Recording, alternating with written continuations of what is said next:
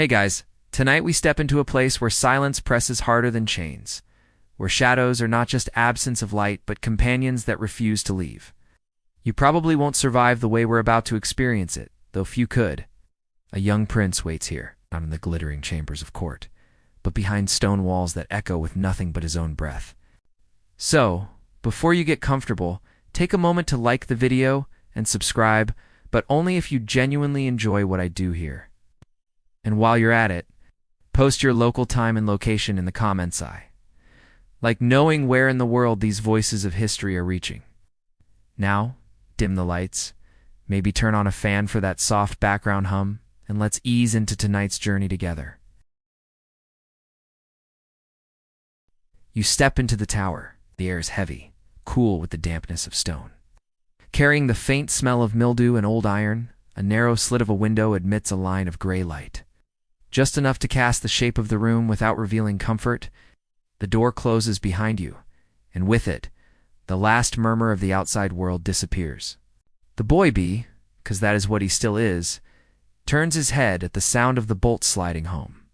His frame is small against the wall, his eyes too large for a face still soft with youth.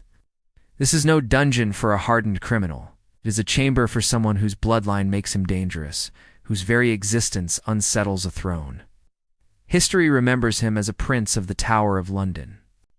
Edward V, or his brother Richard, or perhaps both children born to rule, yet condemned to vanish. What happened in those walls is one of England's most haunting mysteries. Chroniclers record their imprisonment under the watch of their uncle, Richard, Duke of Gloucester, soon to be Richard III. Some accounts suggest the boys were treated gently, given tutors, clothes, perhaps even books. Others whisper that from the first moment the doors closed, mercy was never part of the plan. You hear the hollow drip of water somewhere beyond the walls. The boy shifts, wrapping arms around his knees. The silence is not natural, it is too thick, as though designed to smother the spirit. A tower can be many things: fortress, symbol, prison. For him, it is all three at once. The guards outside murmur in low voices. You cannot make out words, only the steady rhythm of boots striking stone. They are not cruel, not yet. But their very presence is reminder enough.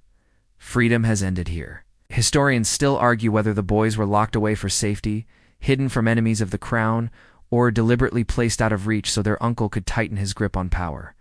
The truth may be lost in the cracks of the tower itself. But as you stand in the room, the intention feels less important than the reality. The boy does not breathe the air of safety. He breathes the air of captivity. Night descends slowly, seeping through the narrow window until the chamber is cloaked in shadows. The boy lies down on a straw mattress, its roughness scratching his skin. He waits for the sound of footsteps bringing food, water, reassurance. They do not come. Only the wind, whispering through the slit of stone, keeps him company. The tower is vast, but from here, it feels like a coffin. Each sound drips, boots, whispers becomes amplified.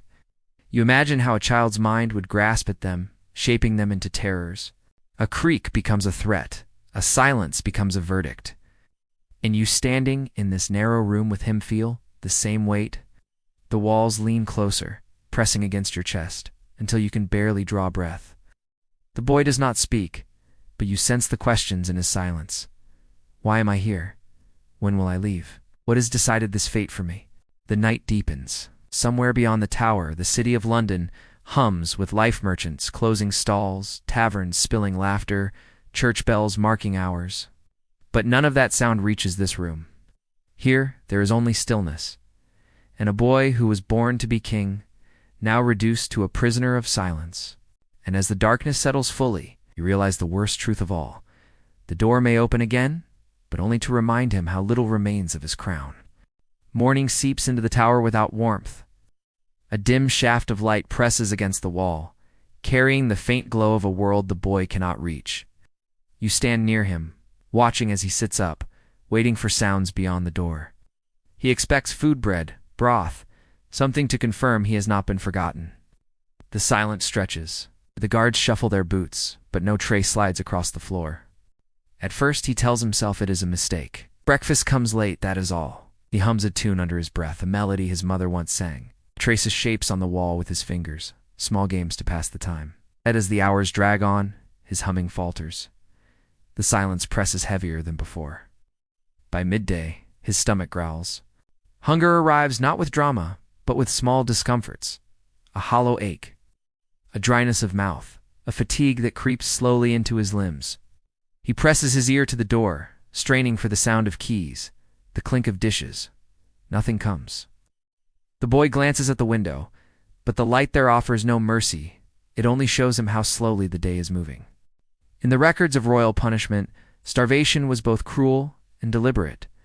It required no blades, no ropes, no blood. It demanded only time and the refusal of kindness. Monarchs and ministers who ordered such deaths knew exactly what they were doing. A body can endure for days, even weeks, but each hour of denial is its own torture. You watch him pace the room, his steps short, restless. He touches the straw mattress, then leaves it. He returns to the wall, tracing the stones with his hand as though hoping to find a secret passage. Perhaps he remembers stories of hidden tunnels and castles, of miraculous escapes, but there is none here. The walls are too thick, the guards too near. By the second day, the hollowness grows sharper. His lips crack, his eyes dull. He drinks from the small jug of water left the night before, but water alone is no friend. It soothes nothing for long. He clutches his stomach, curling on the mattress, whispering to himself. The words are too soft to hear, but you know what they are? Prayers, promises, pleas. Historians still argue whether the prince truly starved or whether some darker method ended his life. Some claim smothering, others a blade in secret. But starvation leaves a distinct kind of silence, one too difficult to erase. You feel that silence here in emptiness that gnaws not just at the body but at the soul. On the third night, he dreams aloud. His voice cracks as he murmurs names his brother, his mother, the court he once knew. He shifts in his sleep, reaching for something that is not there. When he wakes, he calls faintly for water, then falls quiet again. The body betrays itself slowly. Muscles weaken, joints ache, thought becomes sluggish. But worse than weakness is the waiting. Each moment stretches like a string pulled too tight, ready to snap. He waits for food that never arrives, for mercy that never comes. He waits for the sound of a door, though deep inside, he must know what it means if it finally opens. You feel the air grow thicker, heavier with despair.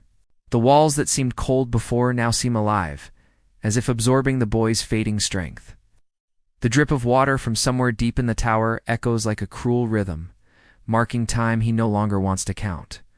And as you watch him shiver in the dark, clutching his knees, you realize the true cruelty of this punishment. It is not the end itself, but the long betrayal leading to it. Hunger is not a single wound, it is a slow unraveling, thread by thread of body and spirit alike.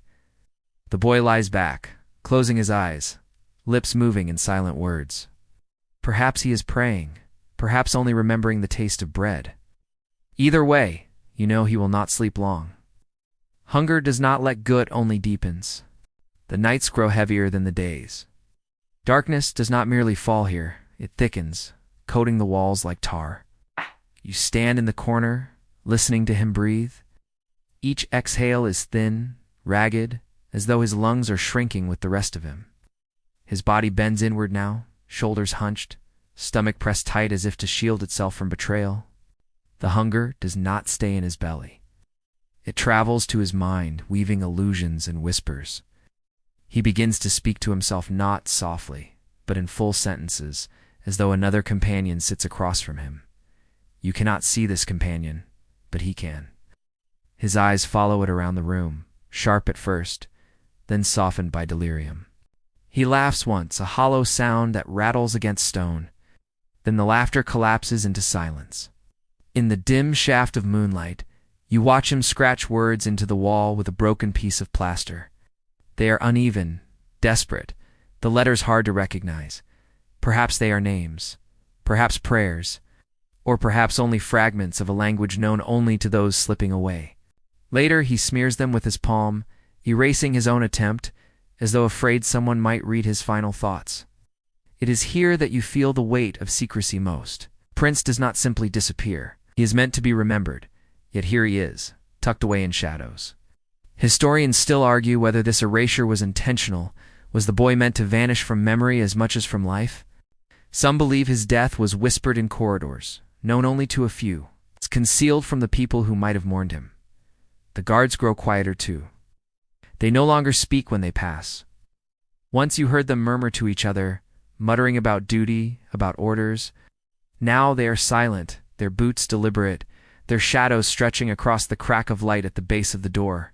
The boy notices. He tilts his head when they approach, waiting for sound, for a voice. None comes. The silence becomes part of the punishment. By the 5th day, the walls seem to close in. His eyes wander the corners as though shapes linger there. He stares too long at empty space, then shakes his head, muttering denials. You catch fragments, no, no, and I won't. His fists clench. His nails dig faintly into his own skin, though even that small resistance seems to drain him further. You think back to the world beyond the tower. Courts filled with music. Banquets heavy with meats and bread, halls bright with light. He must think of them too, though his memories are fading. At times, he raises his hand, as though holding a goblet. At other times, he wipes his lips after drinking from air. The body weakens, but the mind creates feasts where there are none. One chronicler of the era recorded that prisoners, when starved, often dreamed of tables filled with food, so vivid they awoke tasting the air. You see this in the boy's eyes? He licks his lips in his sleep, smiles faintly, and murmurs to someone seated beside him. When he wakes, the smile breaks. The dream leaves him emptier than before. The tower itself seems to shift with him. Shadows flicker, though no flame burns. The drip of water, once steady, now feels irregular, mocking. A draft pushes through the stones, carrying faint noises, scratches, whispers, perhaps only the sigh of the building itself. Yet the boy treats them as voices. He tilts his head, nods, answers softly. You feel the air tremble with madness. Still through it all, he clings to moments of clarity. At times he recites verses from memory. Royal children were taught not just sword and horse, but psalms, histories, and laws. He repeats them in fragments, stumbling over words, then beginning again. It is a fragile shield, his last defense against the unraveling. You want to believe it helps him, but you can see how weak his voice has become. By the 7th day, the prince barely rises. He lies on the straw mattress, limbs thin, skin pale as the stones. His lips move constantly, but the words fall short, dry and broken. He gazes at the ceiling as though searching for a sign, a crack of light, a face descending to save him. There is nothing there, only shadow. And as you stand in the stillness, you understand. Starvation is not just the absence of food, it is the slow theft of self. First, the body grows frail. Then, the mind begins to blur. Finally, memory itself bends, until even one's own name feels foreign. The prince is moving toward that last theft now. The walls echo softly with his last whispers, but you cannot make them out. They belong to him alone, his final fragile conversations with a world that will never answer back. The nights blur into one another. You no longer count them. The tower itself keeps its own grim calendar. The boy, once a prince, heir to a throne, now lies in near motionless silence. His body so diminished it seems the stones themselves outweigh him. His breaths are faint, more pauses than sounds, and each one makes you wonder whether it will be the last. He does not rise anymore. The straw beneath him has flattened into a thin mat, clinging to his bones. His eyes, once alert even in fear, now open only halfway, clouded, following invisible movements in the dark. He speaks less now. The whispers that filled the room just days before have thinned, as though even illusions have abandoned him. It is in this silence that history grows uncertain. Some chroniclers say he lingered 10 days, others 14. A few suggest he was never starved at all, but poisoned quietly, his end quickened to avoid scandal. Historians still argue whether the official account was suppressed, whether his name was deliberately erased to prevent unrest. What is certain is that no banquet was held in his honor, no royal mourning declared. The boy was allowed to fade into obscurity, as though he had never been meant to live. You listen to the tower as it holds its vigil. The air is still heavy, and every sound feels amplified. The faint scurry of a rat, the drip of unseen water. Each noise seems a companion, but they are poor ones. You watch his chest rise, shallow, uneven. Sometimes hours pass before you notice another breath. On the 11th night, if indeed it is, the 11th you sense the end draw near. His lips part slightly, and you lean closer, straining to hear. What emerges is not a plea, not a curse, but a single word. Mother. His voice is so faint it barely brushes the air, but the weight of it lingers long after the silence returns.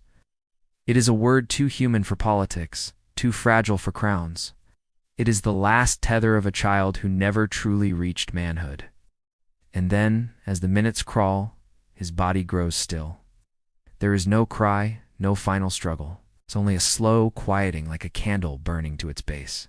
The prince starves, not with spectacle, but with the softest of departures, leaving behind only the echo of his presence. The guards do not rush in.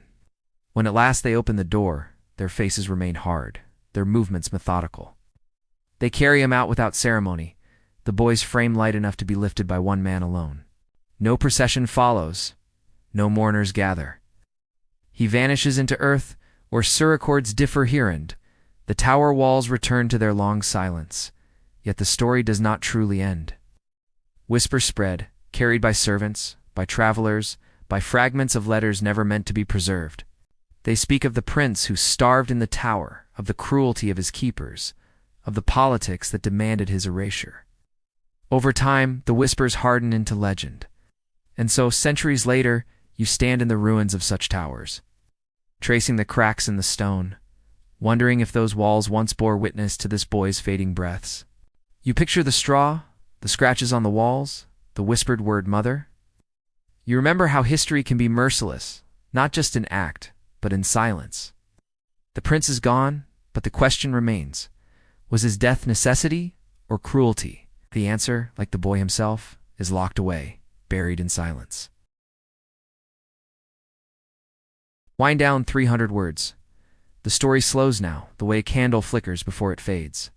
You sit with the memory of a tower that once held a life, the stones still heavy with what they witnessed. The prince's face dissolves into shadow, leaving only the faint outline of a boy denied the world he was promised. Close your eyes for a moment. Listen to the stillness around you. Imagine those walls, cold and unyielding, holding their silence for centuries. They do not speak, they do not confess. And yet, within that silence, you hear him, the child, the heir, the prisoner lingering on the edge of memory. There are no triumphs here, no victories to celebrate. Only the quiet truth that history sometimes prefers to look away. His story did not fill songs, nor inspire monuments. It survived instead as a whisper, delicate as breath, fragile as the straw on which he lay. You let the tower fade now, the shadows stretch and dissolve. The boy's last word echoes faintly, then disappears, as though carried off by time itself. The air grows softer, the weight of stone, of hunger, of silence these two dissolve. What remains is only reflection. And as the story closes, you feel not fear, but stillness. Not horror, but a kind of quiet mourning. A life ended long ago, yet its echo draws you here, to this moment, to this silence. Breathe with it. Hold it for just a moment longer, then let it go.